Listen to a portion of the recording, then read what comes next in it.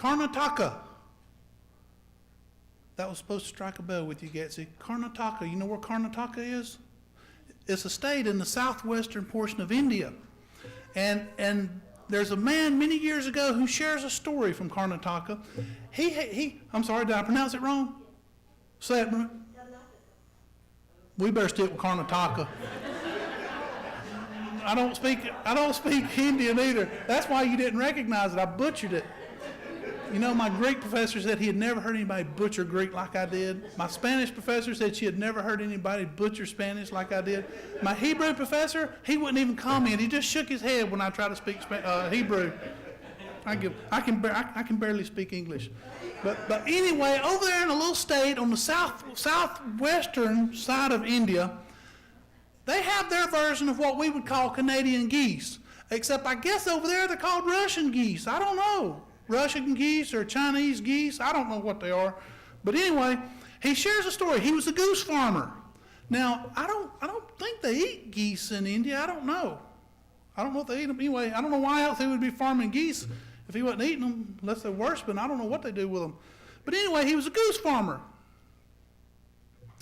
And he shared a story that happened to him on his little farm. He had hundreds of geese, big old pond. He says one fall, the geese come flying over. We're going to call them Russian geese. The Russian geese come flying over. And he said he loved to stand out on his porch every year in the fall and hear the geese. If you've heard them coming across the sky, hear them honking, yay, nay. I'm not going to honk, so don't wait for it. Come flying across the sky honking. And he said the strangest thing happened. I was watching them. They were all in their little V. I guess they V up over there too. They were all in their flight formation flying across going south for the winter. And he said all of a sudden one of the geese came out of formation and made like a bomb nosedive down to his pond where all of his geese were. Now his geese, they weren't Russian geese. They were more of a domesticated kind of geese. They didn't fly. All they did was taste good. And so this goose makes a nosedive. He lights on the pond, and real quickly, you know, honking around, he makes friends, and all the other geese like him, and he mixes in real good. And he said the strangest thing happened. He said that goose, he stayed for several days. He said, and I got to notice it, he ended up extending his stay. He was on vacation, I guess. He didn't just stay several days, he stayed several weeks. The goose stayed all winter, never left. And every day he goes out there and he feeds the geese and grain and whatever he feeds them. And so he's just happy and made all of his friends and fits in just perfect. And he says, then it happened. He said springtime came around. And now instead of the Russian geese flying south for the winter, now they're flying back up north for the summer. And he said, I heard the geese. He was out on his porch. He said, here he come, big, just all. He said, they doing their honking, flying across the sky. And he says, that goose in the pond, he says, a thrill. He said, something just must have got a hold of him. Because he looked up and he started honking back at him. And he got out on the ground. He started flapping his wings. And he went running across the field. And he got about 3 feet off the ground. Then made a crash dive. And the old goose, he said he just walked back over to the pond, jumped back in the pond with the rest of the geese. Next fall came around. He says the geese came flying back south for the winter, and he says the old goose, he said he just looked up in the sky and he honked a couple times at them, let them know he was okay, I guess. But in the springtime of the second year, he said the geese were coming back up north. He said by this time the goose didn't even raise his head and didn't even look up. Didn't even honk anymore. The moral of the story is that if we're not careful, over time, we'll forget our high calling. We'll forget that for which we have been created for, and we'll settle for lower things. That's the message of the Laodicean church. We'll become comfortable with this life, and we'll become fat with the things of this world to the point that we can no longer mount up with wings of eagles. We can no longer serve the kingdom of heaven efficiently because we've become content, satisfied. We've become soft and overweight with the love of this world, that we're ineffective when it comes to the things of the kingdom of heaven. Now, the Laodicean church, I wished I could say he saved the best for last. But the Laodicean church is the worst. As a matter of fact, there's not a single thing positive said about the Laodicean church. Maybe that's because they didn't give Jesus time to say anything. They were too busy tooting their own horns, talking about how wonderful they were. 2 weeks ago, we looked at Smyrna, and if you'll recall, we talked about two attitudes that we need to adopt. We need to be fearless, and we need to be faithful. Today, when we look at the Laodicean church, we're going to look at two lifestyles that we need to avoid. The first lifestyle we need to avoid is that of lukewarmness. Listen to what Jesus says. I know your works. Now, before we go any further, you do understand when Jesus says, I know your works, he's talking about more than just your activity. Because your works are nothing but a barometer of your heart, of your life, of your soul, of your spiritual being, your desire for spiritual things. By its fruits, can you tell what a tree? You can tell a tree by its fruits, right? Well, let's look at the fruits of Laodicea. I know your works. You are neither hot nor cold.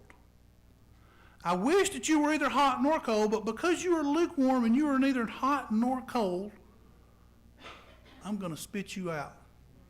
Now, for this to make better sense to you, let me give you some of the background that's going on in Laodicea. Laodicea was on a major trading route. Laodicea was a very prideful city.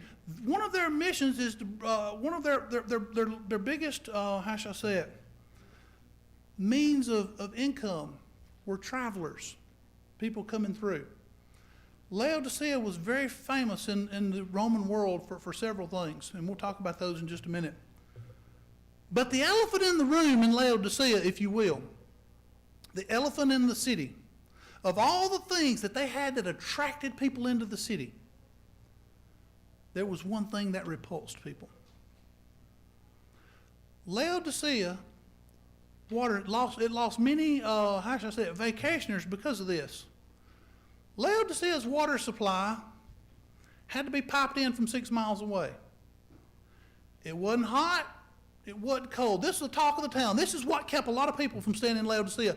See, if Hierapolis, which is 6 miles away, they had hot springs, and people would go there and take hot baths, and it was considered to be therapeutic. Laodicea didn't have no hot water. They were in hot water, but they didn't have any hot water. Colossae, which was a few miles away, had cold water, the cold springs, real refreshing, wonderful. Laodicea didn't have that. So they had a problem. They all complained and fussed about the lukewarm water, how it cost the city. And here it is. Jesus says, you're not hot nor cold, you're lukewarm. It's a metaphor for the condition of the soul. They're half-hearted. They're not zealous and they're not on fire. They're not on fire for the Lord. They're not anti-Christian. They're just swimming around the pond, fattening themselves on this world's grain. That's all they are. They're somehow caught in the middle. Not hot, not cold. Just lukewarm. No zeal, no enthusiasm for the kingdom of heaven. Just lukewarm.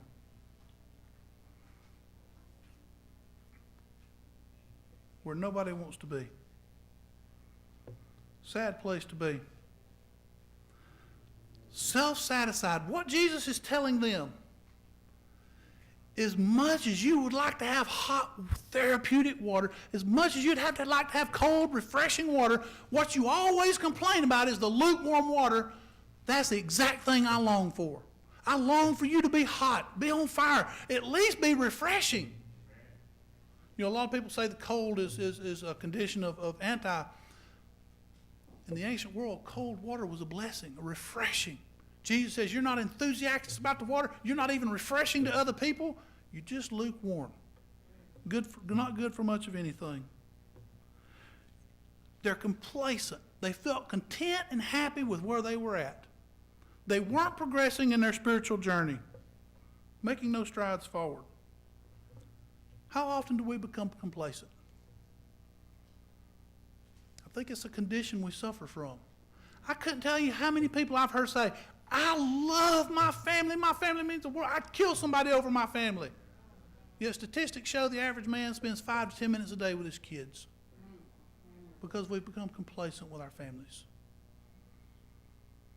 I've never heard of Seventh-day Adventists that didn't care about health. We talk about how important health is. Health is one of the very important things in my life. We don't exercise and we don't eat right. We've become complacent with our health. People say, oh, I love the Lord. All to Jesus I surrender.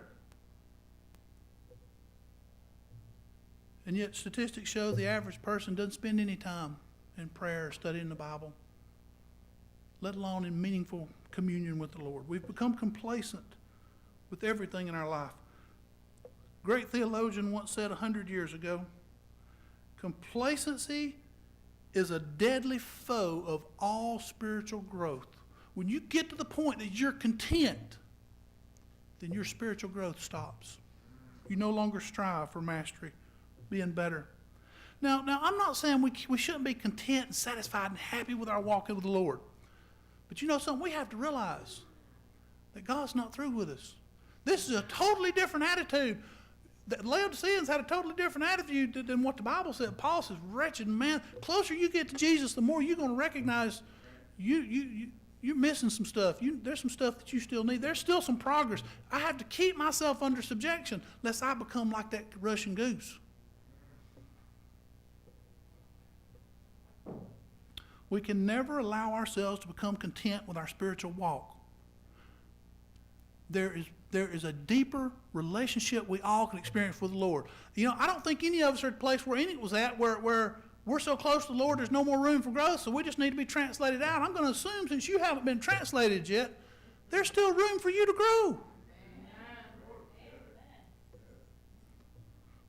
You know, it's that uneasiness that God's not through with me yet. He's still got work to do within me. That causes us to strive to be better, to give more, to put forth more of an effort. Many of you, how many people do we have here that love music, that have studied music? One? You ever heard of Paderewski? I probably butchered that too. I don't speak Russian either. Or maybe Ukrainian, I'm not sure. Paderewski. One of the greatest pianists ever to play in the United States of America. And toward the end of his life, somebody asked him, how did you get to be so great? You know what he said? He says, I never listened to the accolades and praises of other people. I always feel like I could be giving people something more. And so every day of his life, he sits and he played the piano till he became the best in the world. Never was content with where he was at, always striving to be better. What if we put half the effort that Paderewski put into playing the piano into our spiritual walk? Amen. What kind of Christians would we be? Isn't this what Jesus touched on? You are the salt of the earth, but if you lose your flavor, what good are you for then? You are the light of the world, but if you have no light, what good are you to the kingdom of heaven? Is it possible, the million-dollar question, is it possible to be lukewarm and not know it?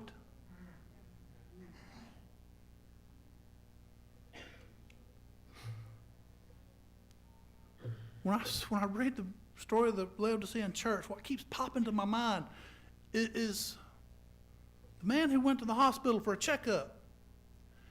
And the doctor examined him and says, sir, I need you to immediately check yourself in. Go over here went for his little, she said, you need to go to the emergency room, get checked into the hospital. Man said, I don't know, you're crazy, I feel fine.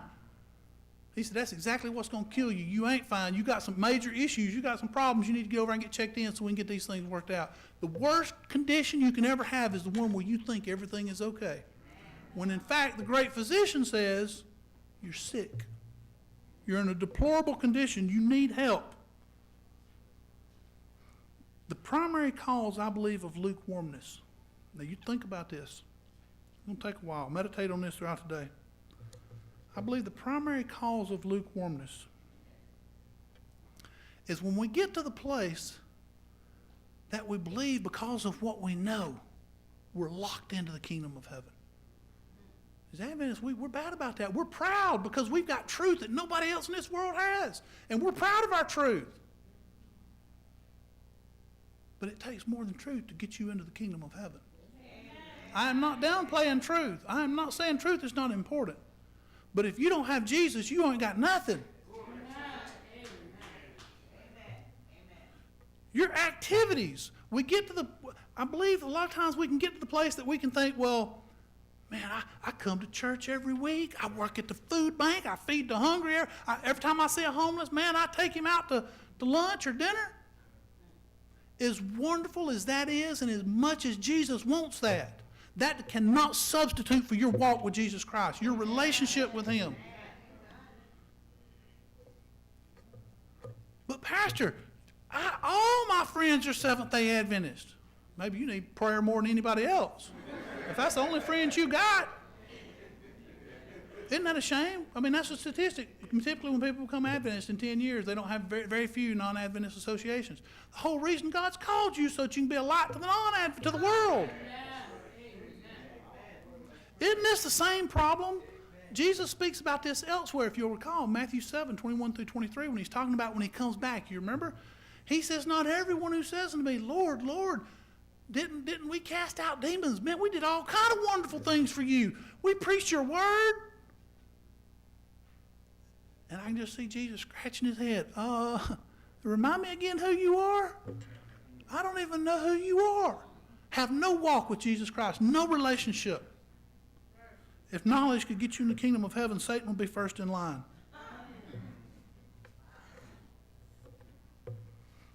Now, I'm not downplaying it. I'm not downplaying knowledge. I'm just saying, trying to put the importance on the walk that we need with Jesus. Amen. I'm talking daily walk, best friend kind of walk. The second lifestyle, well, the first lifestyle we need to avoid is lukewarmness, complacency. The second lifestyle we find in the text that we need to avoid, and this is tough. Self-deceit, self-reliance, overly optimistic to the point that we're prideful. Jesus, I don't know if Jesus would have said anything positive about this church, but all we've got recorded is what they thought of themselves. Boy, they could pat themselves on the back good, couldn't they? For you say, now notice here, we've got what they think of themselves, and we've got what God thinks of them. Two totally different worlds here we're talking about. For you say, I am rich and prosperous, in need of nothing. Now, another thing about Laodicea, give you a little bit more background. Laodicea was world-renowned for its banking system. It had a very, how should I say it, very sophisticated and advanced form of, in the ancient world, you just couldn't walk to any street corner like you do today and deposit money into a bank. You couldn't go to just any bank and get some interest on your money. Laodicea had a very advanced form for that time banking system set up. And it's on a major trade route. People came through here, they deposited, they used these banks. They were known for their wealth. He says, you think you're rich. Yeah, you may have gold in your account, but it's fool's gold. It's not the real stuff. They also had a textile industry. One of the things they were known in the Roman Empire, and you find all kind of ancient literature on this. One of the things that was very famous in Rome, everybody in the Roman Empire wanted to go to Laodicea because they had special garments there, and they didn't have Amazon to ship them to you. So if you wanted it, you had to go there and know somebody that went there. They had black wool garments that were world-renowned, famous. Everybody wanted them. I can assure you of all the 7 churches, the Laodiceans were dressed the best. Jesus says you're naked. What you got's no good. Another thing that Laodicea had that made it a draw card during that time is they had a special medical school. Well, they made eye salve. They made it in the form of a little pill. You'd have to crush it up. I don't know exactly what all it did, but they were famous during that time for having the medical facility of making this eye salve. And the church in Laodicea, they sort of, I guess most of them were probably merchants. This is what all the most Laodiceans were. They took on the same attitude as the city. And so when Jesus is addressing them, he's addressing what's going on in the city because they have the exact same attitude. He says, you think that you can see, but you're blind. You're poor. Then he goes on to add some extra adjectives. You're poor, pitiful, wretched. You're worse than a beggar. And you don't even see it. They don't have the mentality that Paul had, wretched man that I am, who's going to deliver me from this body of death?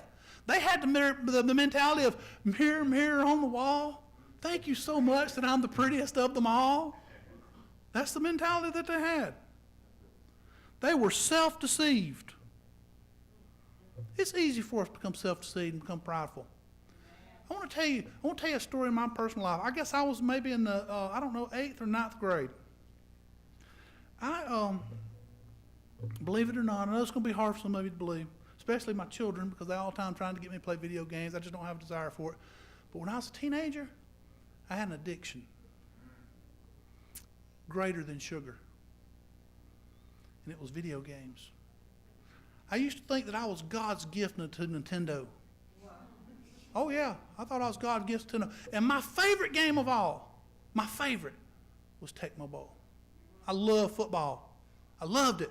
Nobody could beat me in football. My brothers, my cousins, my friends, nobody could beat me in football. As a matter of fact, one of the things I liked about it was I'm very analytical. I thought I figured out all the codes. Before Nintendo ever came out with them, put them out, I figured out all the codes. You tell me who you want to play, what season you want to play, I can tell you how to put what code to put in to get you. I could even put you in an invisible team if you want to play one. I love Tecmo Bowl. I mastered it. Nobody could even score on me. I'm telling you, this is a life-changing experience for me. I was on the bus one day, about 9th, 10th grade, I guess, coming home. And I was sitting with a little boy, what was his name? I can't remember his first name. He was a Hurd. His name was Hurd. He lived less than a mile from my house. And he was in, maybe 5th grade, 5th or 6th grade, little bitty feller. And somehow we got talking Nintendo. He said, oh, I love Nintendo. He said, but I don't have very many games. He said, my mama got me one. He said, but I only got one game with it. And I said, which one did you get? He said, I got Tecmo Bowl. I'm sitting here thinking, oh, okay. You play a lot? He said, yeah. I said, you any good? He said, well, none of my brothers can beat me. And so in my mind, you know what's going on. I'm thinking, you need to come on over to the house. Let's me and you play some Tecmo Bowl. He said, do you mean it? I said, I mean it. He said, I'll tell you what, if you let me come play you some Tecmo Bowl, he said, I'll take it easy on you. I'm thinking, okay, won't you come on? And so we set it up. He came over to the house, and we plugged up the Nintendo, and we got Tecmo Bowl ready to go. And he said, I'll tell you what I'm going to do. I'm going to make this fair. He said, I'm going to let you pick whatever team you want first. So I picked San Francisco. You remember San Francisco? They had that little passing route where you drop down, and when you threw, nobody can intercept. It's like all the defenders just like bounced off the receiver, and he'd catch the ball first down every time. I thought there was no way he could beat me. So I picked San Francisco. Then he said, well, I tell you what. He says, to make this fun for me, I'm going to let you pick my team. I'm like, okay, you let me pick the best team, and then you want me to pick you the worst team. He said, well, yeah. He said, I'll still go easy on you, though. So I picked him New York Giants. That's the sorriest team that they put on that. Of all the teams, that was the worst one. That was the bad one. Nobody could win. My brothers could probably beat me if I picked the New York Giants. Next 30 minutes changed my life. I sit there as that little 5th grader beat the brake shoes off of me. He beat me like I wasn't even, he beat me like 50, 60 something to nothing. I'd never been beaten in Tecmo Bowl. It changed my life. I thought I was God's gift to Nintendo, Tecmo Bowl. I was bad to the bone. This little 5th grader just wore me out. I said it was good for me because that was a pivotal moment in my life. I'm a perfectionist. I want to be the best at everything I do. And I came to the conclusion, I got beat by a 5th grader. I am never going to be the best at this. And I quit playing video games at that point in my life. I gave it up. I'm serious. I became so depressed and frustrated. I gave it up. Self-deceived. I thought I was something when I was nothing. That's the condition of the Laodicean church. They think they're hot, but they're not. Is it possible we can be in a deplorable condition and not even know it? Our sin and our pride can blind us to the reality of where we truly stand before God. They thought that their existence was a glorification to God, when in reality it is blasphemous. Sort of like Paul, I guess. He thought he was doing God a favor, persecuting Christians, only to find out when he finally saw Jesus how far off he had really gotten. The Laodicean church, like the man in the desert who's rejoicing and happy that he finally sees a city in the distance with water squirting everywhere, fountains, only to find when he gets there it was a mirage the whole time. What is it that the true and faithful witness advises us to do? Now, let me set the background for you. The Laodiceans were merchants by trade. That's primarily what they did. And so Jesus uses the metaphor of merchant metaphor to speak language they could understand. I counsel you to buy from me. Folks, what you need, you cannot get from Walmart. You can't get from Amazon. You can't get from Target. Can't get from the Dollar General. You can't get it anywhere but Jesus. Buy from me gold refined by fire, so that you may be rich, and white garments so that you clothe yourself, and the shame of your nakedness may not be seen, and salve to anoint your eyes that you may see.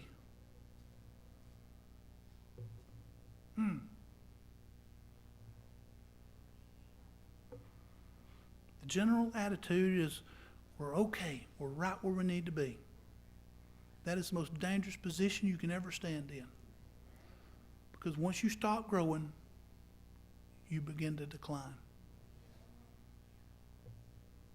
Your expiration date kicks in, you begin to rot.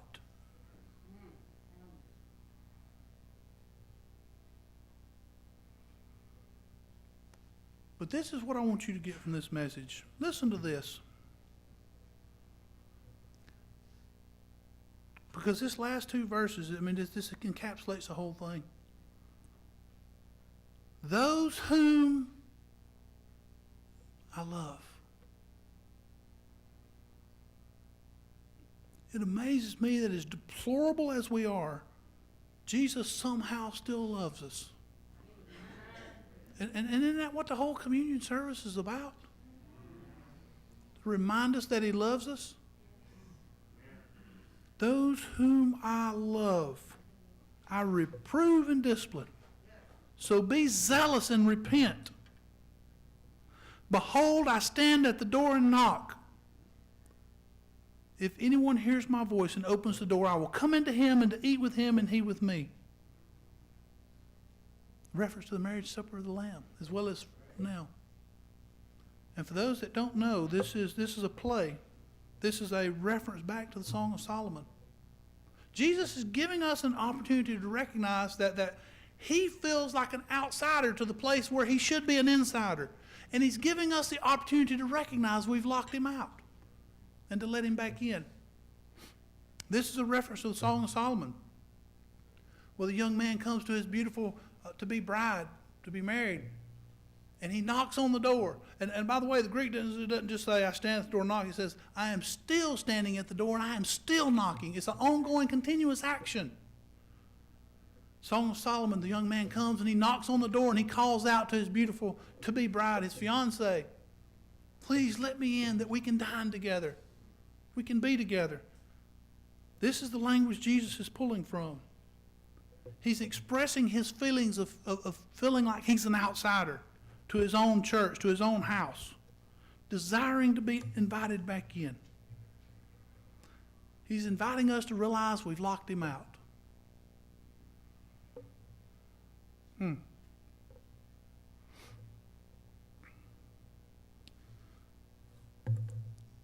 Leave you with this.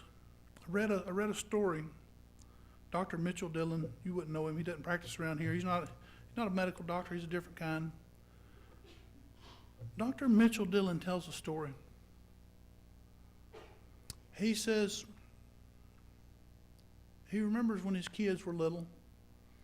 He had one that particularly had separation anxiety. And he says, I remember one time we took our child to the babysitter, and we dropped him off at the babysitter. And he says, I'll never forget. He says, as my wife and I were backing out of the driveway, we looked up at the house, and there in the big picture window is my little boy with his face stuck up against the glass and tears just running down his cheeks because he wanted to be with Mommy and Daddy. And he says, 4 hours later, when we come back to pick my little boy up, he was still standing in the same spot with his face pressed up against the window with tears running down his face, watching for us to come back home.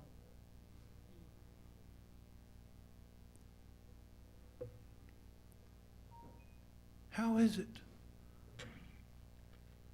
that we've somehow forgotten to love Jesus to the point that we keep our faces stuck to the glass? We keep watching for him. We keep waiting for him. We become preoccupied with the things of the world. We get fat on the things of the world to the point that we can no longer get off the ground. Just stuck in the pond with the world. Just another statistic.